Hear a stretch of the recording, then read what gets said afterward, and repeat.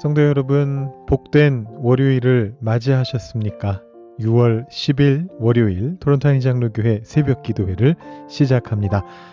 어제 몇몇 분들을 좀 오후에 만났었는데 헤어지면서 월요일이다 이러면서 슬퍼하면서 돌아가시더라고요.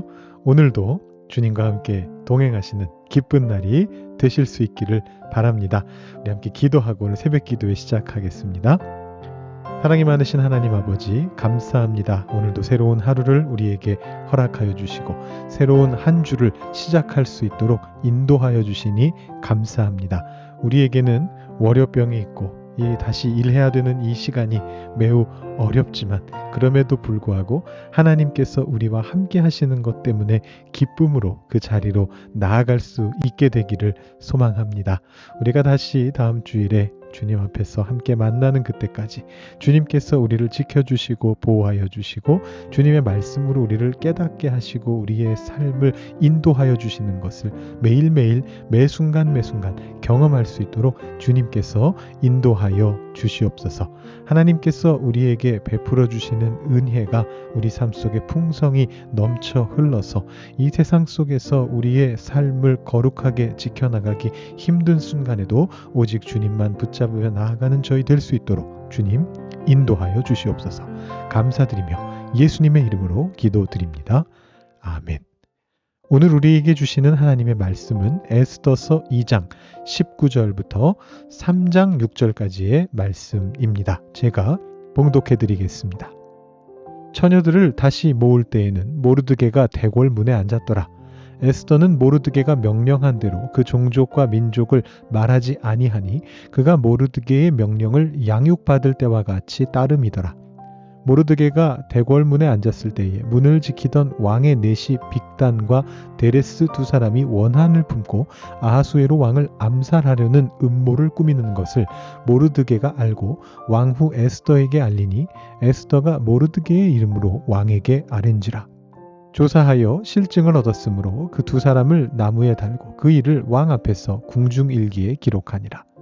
그 후에 아하수에로 왕이 아각 사람 함므다다의 아들 하만의 지위를 높이 올려 함께 있는 모든 대신 위에 두니 대궐문에 있는 왕의 모든 신하들이 다 왕의 명령대로 하만에게 꿇어 절하되 모르드게는 꿇지도 아니하고 절하지도 아니하니 대궐문에 있는 왕의 신하들이 모르드게에게 이르되 너는 어찌하여 왕의 명령을 거역하느냐 하고 날마다 권하되 모르드게가 듣지 아니하고 자기는 유다인임을 알렸더니 그들이 모르드게의 일이 어찌 되나 보고자 하여 하만에게 전하였더라. 하만이 모르드게가 무릎을 꿇지도 아니하고 절하지도 아니함을 보고 매우 노하더니 그들이 모르드게의 민족을 하만에게 알림으로 하만이 모르드게만 죽이는 것이 부족하다고 생각하고 아하수에로의 온 나라에 있는 유다인 곧 모르드게의 민족을 다 멸하고자 하더라. 아멘.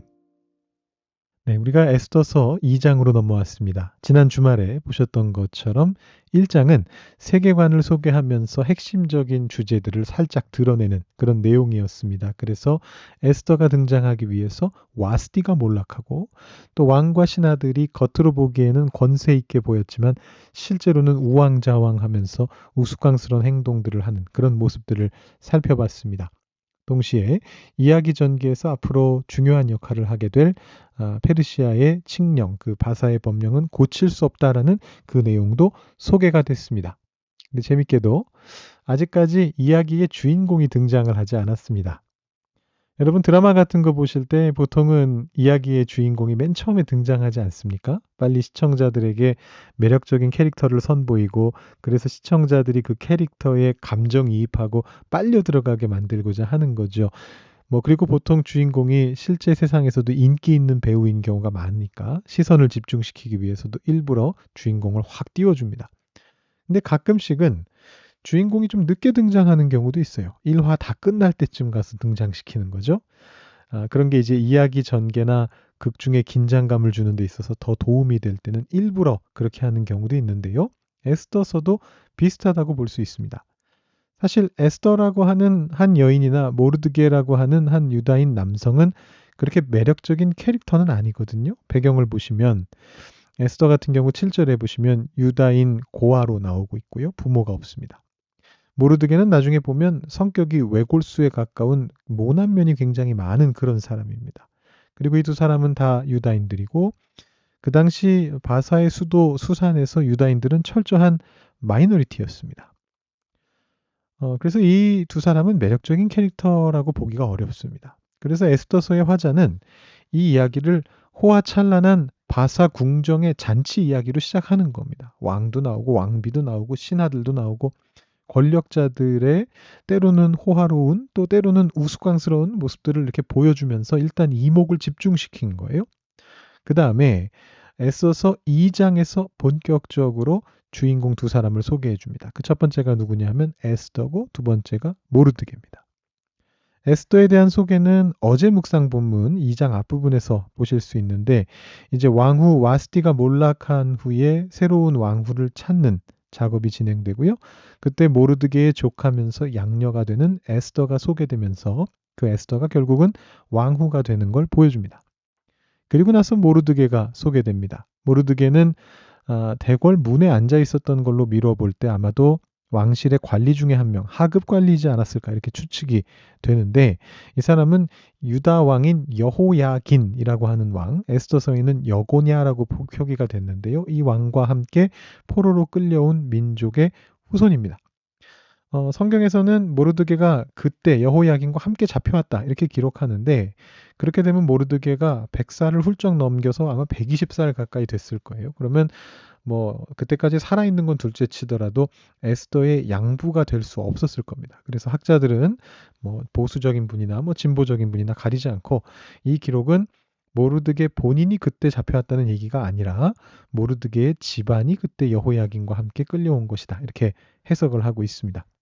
오늘 말씀에서는 향후 이야기 전개에서 중요한 역할을 하게 되는 모르드게에 얽힌 두 가지 에피소드가 소개돼요. 첫 번째는 2장 끝부분에 나오는데 대궐문에서 왕의 내시 두 사람이 아하수에로 왕을 암살하려는 음모를 꾸미는 걸 듣고 그걸 에스더를 통해서 왕에게 알려서 왕의 목숨을 구한 일이고요. 두 번째는 3장에 등장하는데 아하수에로 왕이 총애하고 있는 신하 하만과의 알력 다툼입니다. 자, 이 이야기들 각각의 어떤 에스더서의 스토리상의 의미는 앞으로 그 해당 내용들이 나올 때 다시 한번 살펴보도록 하죠. 자, 오늘은 이 두 사람이 주인공으로 소개되고 있기 때문에 이들의 정체성에 대한 질문으로 묵상을 좀 해보려고 합니다. 에스더와 모르드게는 에스더서의 주인공들이잖아요. 그런데 극 중의 다른 등장인물들에 비해서는 상대적으로 초라한 존재들입니다. 에스더는 비록 왕비가 되긴 합니다만 왕비가 되기 전의 신분은 마이너리티 중에 마이너리티인 소수민족 유다인의 고아죠. 그리고 왕비가 된 이후에도 여전히 그 옆에 있는 존재가 누구냐면 아하수에로 왕이잖아요. 왕의 그 막강한 권력에는 비교조차 할 수 없는 존재입니다. 함부로 그 앞에 나가지도 못합니다. 모르드게는 왕실의 하급 관리였을 거로 추정이 되는데 이제 앞으로 이야기 전개에서 빌런 역할을 하게 되는 악한의 역할을 하게 되는 이 하만이라는 높은 신하보다 훨씬 낮은 자리에 위치하고 있고 역시나 유다인입니다. 여기까지는 뭐 하나님께서 뒤집으시면 뭐 이런 표면적인 초라함은 문제가 될 수 없다 이렇게 해석하고 넘어갈 수 있습니다. 그리고 그게 에스더서의 핵심 주제이기도 하죠. 근데 여기서 사실은 큰 문제가 생겨나요. 오늘 말씀을 보시면 에스더와 모르드게가 서로 다른 행동을 하고 있다라는 점이 강조가 되고 있습니다. 모르드게는 자기가 유다인이라는 것을 공공연하게 드러내는데 에스더는 그녀가 유다인임을 드러내지 않았다라고 한 번도 아니고 두 번에 걸쳐서 기록되고 있습니다. 어제 말씀, 오늘 말씀에 두 번에 걸쳐 기록됩니다. 근데 이 사실이 나중에 후대에 유다 랍비들에게 굉장히 문제가 됐습니다. 여러분 생각해 보세요. 다니엘 같은 경우에는 바벨론에 잡혀갔을 때 바벨론 왕실이 제공하는 식품들, 물품들을 거절했습니다. 왜입니까? 그 안에 율법적으로 부정한 것들이 섞여 있을 수 있었기 때문이죠. 그래서 모든 고기 자체를 다 거절했고 어쩌면 그 안에 부정한 고기가 있을 수도 있으니까 채소만 먹으면서도 하나님의 기적적인 돌보심을 경험했습니다. 그런데 에스더는 왕궁으로 들어가면서 자신이 유다인이라는 걸 숨겼습니다. 그러니까 당연하게도 왕실의 어떤 물품들을 거절할 수도 없었습니다. 정체성을 드러내지 않았으니까요. 뭐 어떤 고기를 먹지 않겠다고 할 수도 없었고 어떤 물품을 쓰지 않겠다고 할 수도 없었습니다. 왜냐하면 그녀의 정체성이 드러나게 되잖아요. 성경에도 그렇다는 말이 없어요. 그냥 일용품 다 받았다, 물품 다 받았다 그렇게 되어 있습니다. 그래서 랍비들은 이 난처한 상황을 해석해내기 위해서 애써야 했습니다. 에스더는 왜 이렇게 했을까? 근데 어떤 정답이 나온 적이 없습니다. 에스더는 다니엘에 비해서 신앙이 부족했던 걸까요? 여러분, 우리 크리스찬은 세상 속에서 다니엘처럼 굽히지 않고 자신을 드러내고 맞서 싸워서 하나님이 의로우시다는 걸 증명해야 할까요? 아니면 에스더처럼 지혜롭게 정체성을 숨기고 때를 기다려야 할까요? 에스더에게 자신이 유다인임을 숨기라라고 명령한 사람은 그의 양부인 모르드게였습니다. 근데 정작 모르드게는 자기가 유다인인 걸 드러내요. 그냥 드러내는 정도가 아닙니다. 굉장히 공격적으로 드러냅니다. 오늘 말씀 뒷부분에 3장 말씀 보면 모르드게가 의도적으로 하만 앞에서 절하기를 거부하지 않습니까? 거기에서 일부러 그 상황에서 자기가 유다인이라는 걸 알립니다.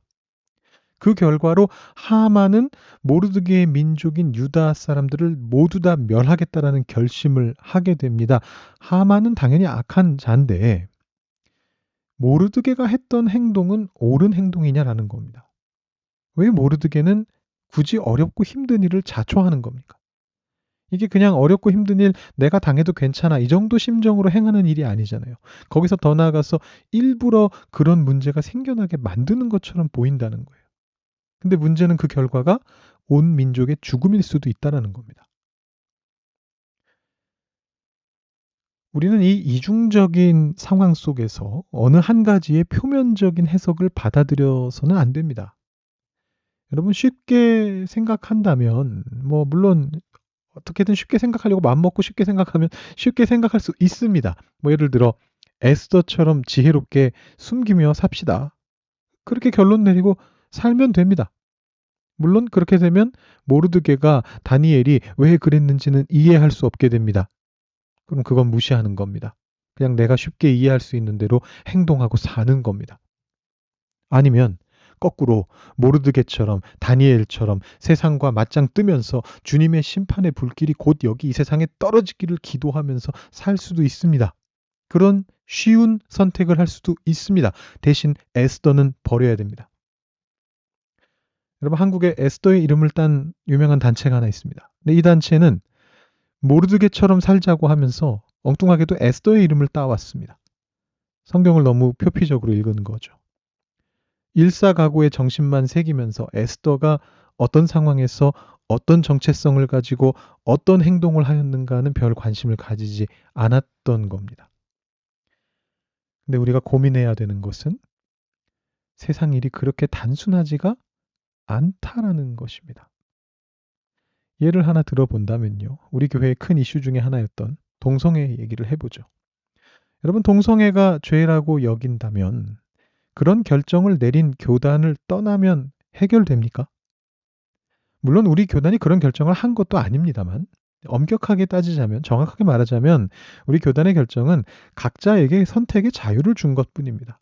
그래서 우리 교회 당회와 우리가 속한 한인교회의 이 한카 노회는 전통적인 결혼관과 동성애관을 유지하기로 결정했기 때문에 대다수의 한인분들의 신앙과 차이가 전혀 없습니다. 그렇지만 설령 아니라고 하더라도 우리 교단이 설령 남들이 오해하는 것처럼 동성애를 받아들이고 그런 결정을 했다라고 생각한다 할지라도 그렇다면 단순히 그 집단을 떠나면 해결되는 겁니까? 여러분 그렇다면 캐나다도 떠나야 되는 거 아닙니까? 떠남으로 해결할 수 있는 것이라면 우리의 일상을 떠나서 수도원으로 들어가면 모든 게 해결됩니다. 그러나 그런 선택지는 흔하게 선택할 수 있는 게 아니에요. 여러분 에스더가 왕궁으로 들어갑니다. 자신의 정체를 숨겼습니다. 미래에 어떤 일이 일어날 것인지 알고 그렇게 한 게 아닙니다. 여러분 모르드게가 에스더를 왕궁에 심어놓고 일부러 하만하고 충돌해가지고 사건을 일부러 일으켜서 유다인들이 다 죽을 수 있는 엄청난 상황을 막 일부러 만들어내가지고 근데 왕비인 에스더를 통해서 내가 역전할 것이다. 무슨 그런 구체적인 계획을 세워놓고 스파이같이 행동한 게 아닙니다. 어제 말씀드렸듯이 에스더서에서는 우연히 일어나는 일들이 아주 많습니다. 근데 신앙의 눈으로 이 책을 읽고 있다 보면 그 우연 뒤에 하나님이 계시다는 걸 보게 되죠. 언제 어떤 일이 생기더라도 그게 하나님을 통해 일어나는 일이든 혹은 다른 존재들 때문에 벌어지는 일이든 그때마다 각자가 자신의 역할을 해야 한다라고 생각하면서 그들의 생각에 따라 행동했던 것입니다. 다른 주제를 좀 더 깊이 생각해 봐야 되는데요. 이야기가 좀 길어져서 일단 오늘은 여기서 말씀을 정리하려고 합니다. 모르드게는 자신이 겉으로 드러나는 그런 역할을 스스로 맡고 에스더에게는 숨어서 때를 기다리는 역할을 맡깁니다. 어느 한쪽이 쉬웠다라고 생각할 수는 없을 것 같아요. 근데 우리의 삶 속에서도 겉으로 드러나는 횃불을 드는 역할을 맡아야 할 때가 있는가 하면 반대로 에스더처럼 숨어서 하나님의 때를 기다리는 역할을 맡아야 할 때도 있다라는 것을 우리가 기억할 필요가 있습니다. 여러분, 한 가지 해결 방안이 만병통치약처럼 모든 신앙의 문제나 삶의 문제를 해결하지는 못합니다. 우리는 그저 주님을 붙잡고 고뇌하고 고민하고 기도하고 기대하면서 그 문제들 속에서 역사하시는 하나님을 만나고 그 문제들 너머에서 드러나시는 하나님을 보게 되기를 소망하면서 매일매일을 살아가는 것입니다. 그것이 게으르지 않은 신앙입니다. 그것이 기도의 삶입니다. 그것이 하나님과 동행하는 삶입니다. 여러분, 에스더서를 읽으시면서 에스더와 모르드게를 통해서 도움을 받으시고 영감을 받으셔서 이 땅 속에서 매일매일 게으르지 않게 계속해서 하나님의 답을 구하면서 이 순간 하나님의 답이 무엇입니까를 기도하는 가운데, 고민하는 가운데 하나님과 동행하실 수 있는 여러분들이 되시기를 바랍니다. 그리고 오늘 하루가 그런 하루가 되기를 소망하면서 기도하시고, 여러분 개인적인 기도 제목으로 기도하시고 오늘 새벽 기도 마치시기 바랍니다.